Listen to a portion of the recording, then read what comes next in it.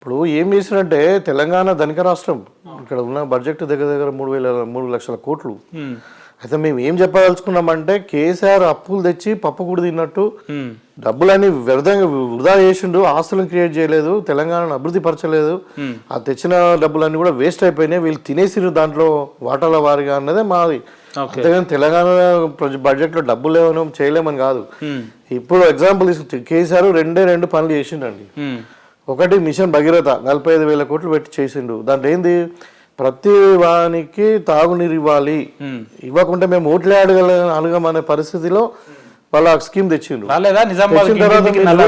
మీరు మీరు పోయి అడగండి, ఎవరన్నా ఒక వ్యక్తి మిషన్ భగీరథ నీళ్లు తాగిందంటే నేను ముక్కు నీళ్ళకి రాస్తాను. అంత ఛాలెంజ్ గా మాట్లాడుతున్నారు. ఎందుకంటే అది ఇప్పుడు ఏం వాడుతుంది తెలుసా, అంత పచ్చడి ఆకుపచ్చని నీళ్ళు వస్తాయి. అది ఓన్లీ బట్టలు ఉట్టుకోవడానికి, బోలు తోమడానికి, స్నానాలు చేయడానికి, లేకుండా ఇల్లు కట్టుకోవడానికి వాడుతుంది కానీ తాగడానికి కాదు. దాని స్కీమ్ ఏంటంటే సర్ఫేస్ వాటర్ ఇవ్వాలా. సర్ఫేస్ వాటర్ అంటే రెయిన్ వాటర్ నదుల నుండి కానీ చెరువుల నుండి తీసుకొచ్చి దాన్ని ప్యూరిఫై చేసేసి డ్రింకింగ్ వాటర్ స్కీమ్ అది మీకు. అయితే ఆల్రెడీ అక్కడ RWS స్కీమ్ ఉండే ఊళ్ళల్లో, అది కాదని తెచ్చింది. ఇప్పుడు ఏమైంది, మళ్ళీ అవిట్లుగా కలిపిరు కనెక్షన్లు.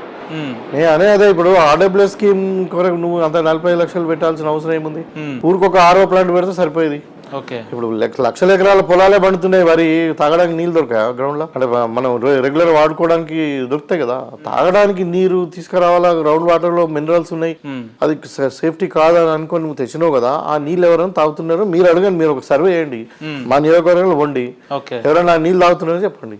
మరి అంటే అది వృధా అయింది, డబ్బులు వేస్ట్ అయిపోయినాయి దానికి. ఓన్లీ నువ్వు ఇల్లు కట్టుకోవడానికి గోదావరి నుండి నువ్వు పోచంపాడికెళ్ళి నారాయణ సర్కిల్ నీళ్ళు తీసుకురావా అవసరం లేదు అన్న. రాజకీయం అని అంటే అనేక విమర్శలు, ఎత్తుగడలు, లేదంటే అనేకమైన వాదనలు, అపోహాలు ఉంటాయి ఏ నాయకుడి మీద అయినా కూడా. కానీ మీ వ్యక్తిగత విషయానికి వచ్చేసరికి ఇప్పటి వరకు ఇన్నేళ్ల మీ రాజకీయ జీవితంలో ఎక్కడా కూడా వివాదాలకు తావివ్వకుండా ఎదిగి ఇంతవరకు వచ్చిర్రు అని అంటే మీకు ఇది ఎట్లా సాధ్యమైంది? దీనికి చెప్తా నేను. అంతకు ముందు ఇంకొకటి కూడా నేను 2 చేసిండని చెప్తే కాదు, ఇంకొకటి కాళేశ్వరం చేశారు. అవును, కాళేశ్వరం ఏమైంది, ఒక ప్రాజెక్టు 100 ఏళ్ళకి కడతారండి, ఇవాళ ఏమైంది 3 ఏళ్ళలో కుంగిపోయింది.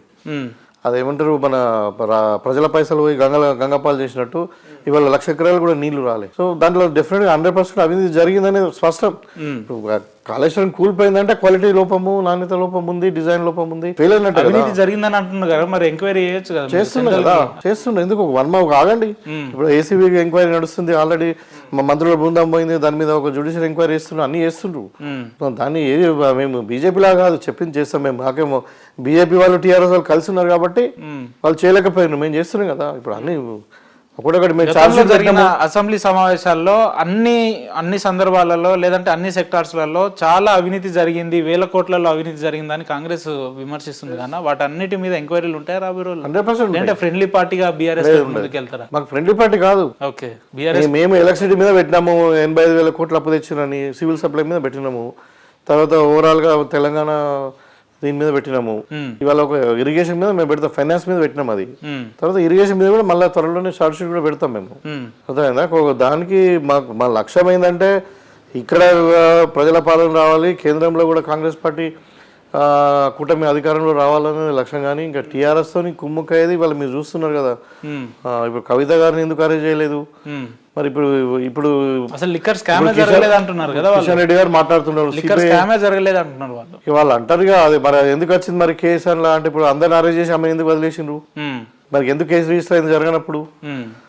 ఇప్పుడు కిషన్ రెడ్డి గారు అంటున్నారు మీరు CBI ఎంక్వైరీకి ఎందుకు ఆర్డర్ ఇస్తలేరని. CBI మీ చేతిలోనే ఉంది కదా. సరే అన్న, అసెంబ్లీ ఎన్నికల ఉంది. మేమందరం కూడా మా రేవంత్ రెడ్డి గారు మొత్తం ఇంత గట్ట పోయి హోమ్ మినిస్టర్ అమిత్ షా గారికే ఇచ్చారు ఇంత ముందు.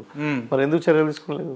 ఇప్పుడు మీరు అధికారంలో ఉన్నారు, ఇస్తారా ఇప్పుడు కూడా రిప్రజెంటేషన్? అదే ఇస్తాం 100%. దాని మీద ఎంక్వైరీ ఉంటాయి, చర్యలు ఉంటాయని చెప్తున్నాను. రైట్ అన్న. అసెంబ్లీ ఎన్నికలకు వచ్చేసరికి నిజామాబాద్ కి కేంద్రంలో ఇచ్చిన హామీలన్నీ కూడా ఏదైతే పసుపు బోర్డు అని ఇతర అంశాలు అన్ని కూడా నెరవేర్చుకుంది కదా. అటువంటి సందర్భాలలో బీజేపీని కాదని కాంగ్రెస్ కి ఎందుకు ఓటేయాలంటే ఏం చెప్తారు? ఏమీ చెయ్యలేదు, నెరవేర్చుడు కాదు. పసుపు బోర్డు ఇస్తామని ప్రధానమంత్రి గారు ప్రకటించారు. ఓకే, ఇంకా ఇవ్వలే. ప్రకటించిన మాత్రం పసుపు బోర్డు, అది కూడా ఎప్పుడు ఎన్నికలు ఒక 6 నెలలు ఉన్నాయనగా మొన్న.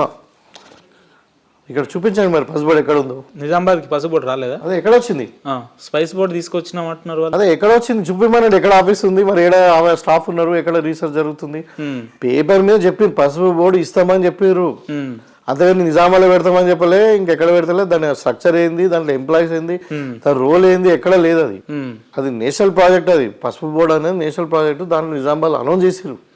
సో అది ఇంతవరకు మరి చూపిమ్మనండి. బీజేపీ వాళ్ళు పసుపు బోర్డు కనబడుతుందేమో, దాంతో రైతులకు ఏమో లాభం అయిందేమో చెప్పమానండి. అది బీజేపీ వాళ్ళు ఏమీ చేయలేదు. ఇవాళ ఇన్ఫాక్ట్ ఏమైంది, అన్ఎంప్లాయ్మెంట్ పెరిగింది, ధరలు పెరిగినాయి. అట్లా మళ్ళీ ఏమైంది, ఒక ఇద్దరు ముగ్గురు ఒక వ్యాపారవేత్తలకే లాభం జరిగింది, అంబానీ అదానీ లాంటి వాళ్ళకి. అంటే క్యాపిటలిస్టిక్ సైడ్ పోతున్నది. Poor pro rich and అగ్నెస్ poor ఉంది గవర్నమెంట్. సరే ఏదో నడుస్తుంది కానీ అంటే వాళ్ళంతా చేసింది ఏం లేదు. ఇలా ప్రజలు కూడా ఏం హ్యాపీ లేదు. ఇప్పుడు నేను చెప్తున్నా చరిత్రలో, మీరు ఆన్ రికార్డ్ చెప్తున్న చరిత్రలో, హిస్టరీ ఆఫ్ ఇండియన్ ఇండిపెండెన్స్ లో ఒక రైతులకు సంబంధించిన ఒక యాక్ట్ తీసుకొచ్చి దాన్ని చట్టరూపం దాల్చి పార్లమెంట్ అంటే లోక్సభలో రాజ్యసభలో పాస్ చేయించి గెజెట్ రిలీజ్ చేసేసి యాక్ట్గా అంటే అమెండ్మెంట్ చేసి కాన్స్టిట్యూషన్లో ఎక్కిన తర్వాత రిటర్న్ తీసుకున్న ప్రభుత్వం అంటే ఓన్లీ బీజేపీ ప్రభుత్వమే. మళ్ళీ రివర్స్ బిల్ పెట్టిరు. జనరల్గా ఏ బిల్లుకైనా కానీ ఏముంటుంది అంటే అమెండ్మెంట్స్ చేస్తారు, మార్పులు చేర్పులు ఉంటాయి. కానీ ఆ బిల్లుని మొత్తం యాజ్ ఇట్ ఈస్ వాపస్ తీసుకోరు. ఎన్ని వేల మంది రైతులు ఆత్మహత్య చేసుకున్నారండి వాళ్ళు చేసిన వల్ల. మరి చాలా తప్పులు చేశారు. అవునులే, పంజాబ్ రైతులను కూడా చూసినాం కదా మనం. అదే చాలా తప్పులు చేశారు. వాళ్ళను ఖాళిస్తాని అన్నారు, ఇంకేదన్నారు, టెర్రరిస్ట్ అన్నారు. వాళ్ళు చివరికి మళ్ళీ లాస్ట్లో చూస్తే మళ్ళీ క్షమాపణ చెప్పి ఒక ప్రైమ్ మినిస్టర్ స్థాయిలో ఉన్నటువంటి వ్యక్తి రైతు బిల్స్ తెచ్చింది కదా, దేశానికి క్షమాపణ చెప్పిండా లేదా? చెప్పిండు. క్షమాపణ చెప్పి ఆ బిల్లును వాపస్ తీసుకున్నారు. అంటే ఎంత బ్లండరు. మరి వాళ్ళు ఏం చేయలేదు. ఇవాళ వాళ్ళు చేసింది ఏమీ లేదంటున్నారు కదా. వాళ్ళు ఏం చెప్పలే, ఏం చేయలే. 15 లక్షల రూపాయలు అకౌంట్లోకి ఇస్తామని అన్నారు, 2 కోట్ల ఉద్యోగాలు అన్నారు. ఈ 2 చెప్పినా 2 చేయలే.